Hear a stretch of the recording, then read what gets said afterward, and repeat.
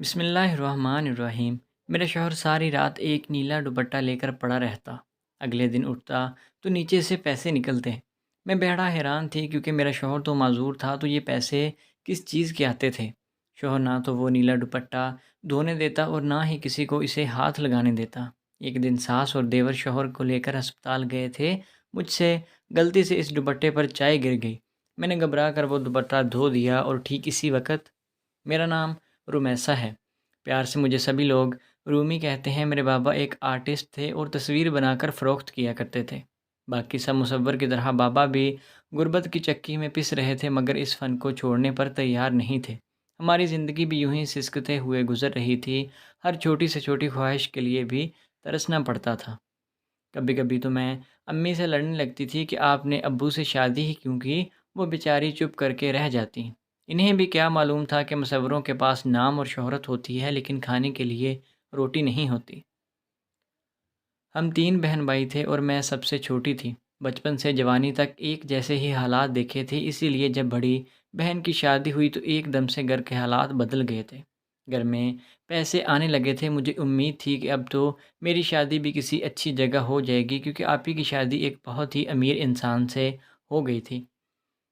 لیکن میرے سر پر آسمان پھٹ پڑا جب میرے بابا نے میرا رشتہ ایک معذور انسان کے ساتھ طے کر دیا۔ میں نے بہت شور اور ہنگامہ مچایا، ابا کے پاؤں تک پکڑ لیے، مگر میری ایک نہ سنی گئی اور ابا نے میری شادی کر کے مجھے رخصت کر دیا۔ حالانکہ میں پڑھی لکھی ہوئی تھی اور خوبصورت بھی تھی، مجھے اچھے سے اچھا رشتہ مل سکتا تھا، مگر جانے کیوں ایک ہی معذور انسان سے ہی میرا رشتہ طے ہو گیا۔ ضرور کوئی بڑا فائدہ تھا ان کا۔ میری رخصتی پر بجائے جہیز لینے کے میرے سسرال والوں نے میرے گھر کو سامان سے بھر دیا تھا۔ جانے کس قسم کے لوگ تھے، شاید وہ بہت امیر تھے اور میرے باپ کو خرید لیا تھا تاکہ میں ان کے معذور بیٹے سے شادی کر لوں۔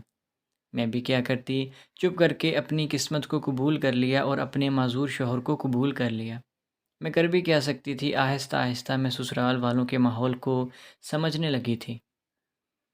میری شادی کو ابھی اتنا عرصہ نہیں گزرا تھا، اس لیے سسرال والوں کی نفسیات مجھے کبھی سمجھ نہیں آ رہی تھی۔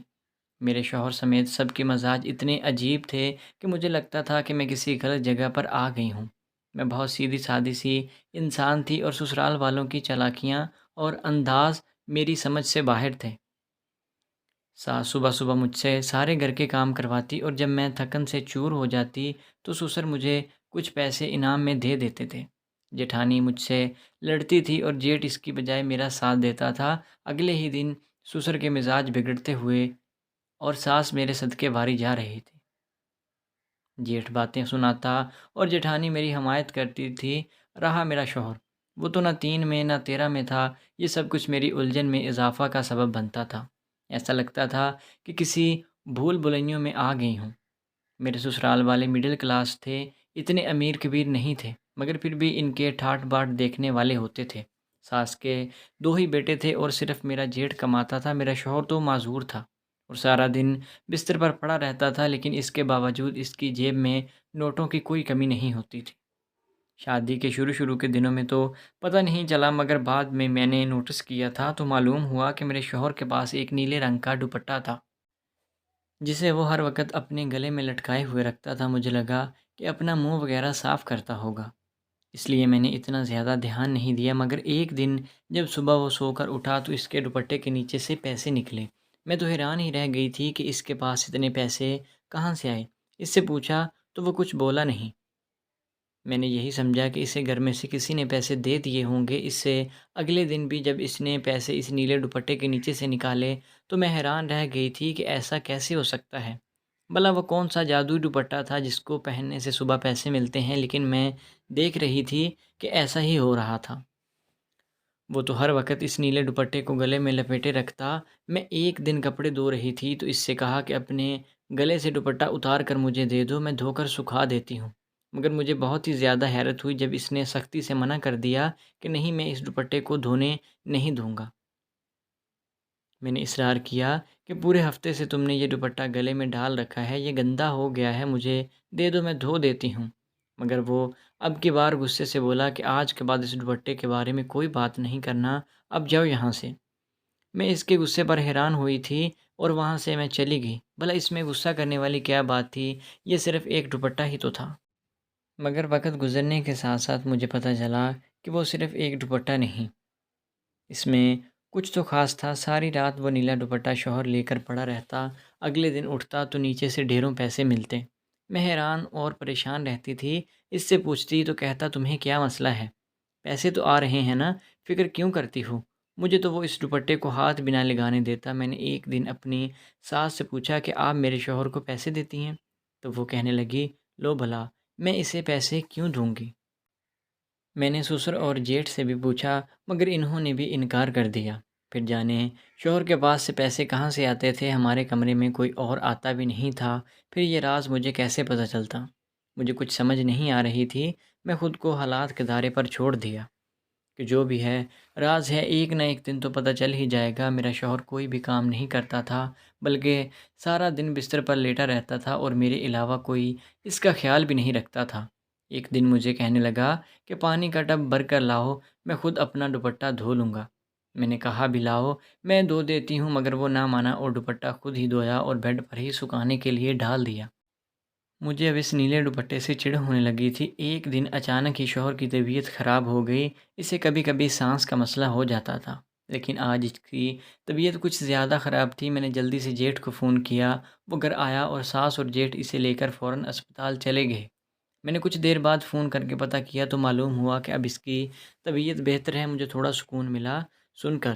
میں نے اپنے لیے چائے بنائی اور لے کر کمرے میں آئی۔ میں چائے پی رہی تھی جب میری نظر بیڈ پر پڑے اس نیلے دوپٹے پر پڑی۔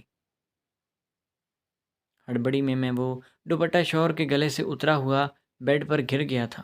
میں نے سوچا اس دوپٹے کو آج ہاتھ میں پکڑ کر دیکھتی ہوں کہ وہ کیوں مجھے ہاتھ نہیں لگانے دیتا۔ میں ایک ہاتھ سے دوپٹہ پکڑ کر دیکھ رہی تھی اور دوسرے ہاتھ سے چائے پی رہی تھی، جب اچانک میرے ہاتھ سے جانے کیسے چائے کا کپ گر گیا اور وہ چائے دوپٹے پر گر گئی اور اسے داغدار کر گئی۔ میں ڈر گئی۔ کچھ دیر میں شوہر گھر آنے والا تھا اور اگر اسے پتہ چل جاتا تو وہ ہنگامہ کھڑا کر دیتا۔ میں نے جلدی سے چائے ایک سائڈ پہ رکھی اور سوچنے لگی کہ کیا کروں۔ میں نے سوچا دوپٹے کو دھو دیتی ہوں۔ میں نے جیسے ہی اس دوپٹے کو دھویا تو اسی وقت جانے کیسے مجھ پر وہ دوپٹہ پھٹ گیا۔ اب تو میں بہت زیادہ ہی گھبرا گئی تھی، اگر شوہر کو پتہ چل گیا تو وہ میری تو جان ہی لے لے گا۔ میں سوچنے لگی کہ اب کیا کروں۔ میں نے اس دوپٹے کو جلدی سے سکھایا اور اپنی ساس کے کمرے میں چلی گئی۔ اس کی الماری میں ایک نیلا دوپٹہ تھا کیونکہ اکثر وہ نیلا دوپٹہ پہنتی تھی۔ میں نے شوہر والا دوپٹہ وہاں پر رکھ دیا اور ساس کا نیلا دوپٹہ لا کر بیڈ پر رکھ دیا۔ کچھ دیر بعد میری ساس اور جیٹھ واپس آ گئے۔ میرے پوچھنے پر کہنے لگے کہ سب ٹھیک ہے، فکر کرنے کی ضرورت نہیں ہے، جانے کیوں میرا شوہر سانس کی بیماری کا شکار ہو گیا تھا۔ میں نے اس کی رپورٹس دیکھنی چاہیں تو ساس کہنے لگی وہ تو اسپتال میں ہی بھول گئے ہیں۔ میں ڈر رہی تھی کہ کہیں میرا شوہر کو اصلی اور نقلی دوپٹے میں فرق معلوم نہ ہو جائے، مگر اس نے ایسی کوئی بات نہیں کی۔ اب مجھے انتظار تھا کہ دیکھوں دوپٹے میں تو بدل دیا، اب پیسے ملتے ہیں یا نہیں۔ اگلے دن جب وہ سو کر اٹھا تو پھر سے اس کے دوپٹے کے نیچے پیسے پڑے ہوئے تھے۔ مجھے تو دھچکا لگا تھا۔ بات جادوئی دوپٹے کی نہیں تھی بلکہ کچھ اور تھی، اور یہ راز بھی بہت جلدی کھل گیا۔ ایک رات مجھے نیند نہیں آ رہی تھی تو میں جاگ رہی تھی جب اچانک کچھ کھٹکا سا محسوس ہوا، یوں لگا کہ کوئی کمرے میں آیا ہے۔ میں نے تھوڑی سی آنکھ کھول کر دیکھا تو جٹھانی کو رات کے اس پہر کمرے میں دیکھ کر میں چونک گئی تھی۔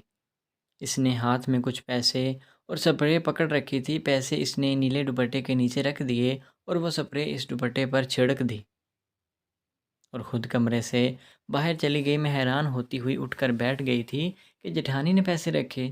چلو یہ بات تو کچھ حد تک قابل قبول تھی، مگر اس دوپٹے پر کیا چھڑکاؤ کیا تھا؟ میں نے آگے ہو کر سونگا تو اس دوپٹے سے خوشبو آ رہی تھی، شاید وہ کوئی پرفیوم چھڑک کر گئی تھی۔ اس کے اس عمل کی وجہ میری سمجھ میں نہیں آ رہی تھی۔ شوہر کو بھی علم نہیں ہوتا تھا کہ اس کے پاس پیسے کہاں سے آتے ہیں۔ وہ مجھے یہی کہتا تھا کہ دوپٹے کی کرامت سے ہیں، اسی لیے وہ خود کو اس سے دور نہیں کرنا چاہتا تھا۔ جٹھانی ضرور کوئی چال چل رہی تھی۔ میں نے اگلے دن جان بوجھ کر پوچھا کہ بھابھی کہ آپ میرے شوہر کو پیسے دیتی ہیں؟ کہنے لگی لو، میں نے پیسے کیوں دینے ہیں اسے؟ میں کیوں دوں گی؟ وہ صاف مکر گئی۔ اگر رات کو مجھے کچھ معلوم نہ ہو گیا ہوتا تو میں اس کی باتوں پر یقین کر لیتی جس طرح پہلے کیا تھا۔ اگلی رات میں نہ سوئی اور جاگتی رہی۔ جٹھانی پھر کمرے میں آئی، پیسے رکھے اور دوپٹے پر اسپرے کر کے چلی گئی۔ مجھے کچھ غلط محسوس ہو رہا تھا۔ اگلے دن جیٹھانی اور جیٹھ کو باتیں کرتے ہوئے سنا تھا۔ وہ آپس میں ہمارے متعلق کی باتیں کر رہے تھے۔ جیٹھ پوچھ رہا تھا کہ کب تک کام ہوگا، اب مزید انتظار نہیں ہو رہا۔ جیٹھانی کہنے لگی صبر کرو، ابھی ان کی شادی کو صرف 2 ہی تو مہینے ہوئے ہیں، یہ نہ ہو جلدی جلدی میں ہمارا کھیل خراب ہو جائے، اگر کچھ ہو گیا تو شک ہم پر جائے گا۔ جیٹھ پوچھنے لگا تم نے دوائیاں بدل دی تھی اس کی؟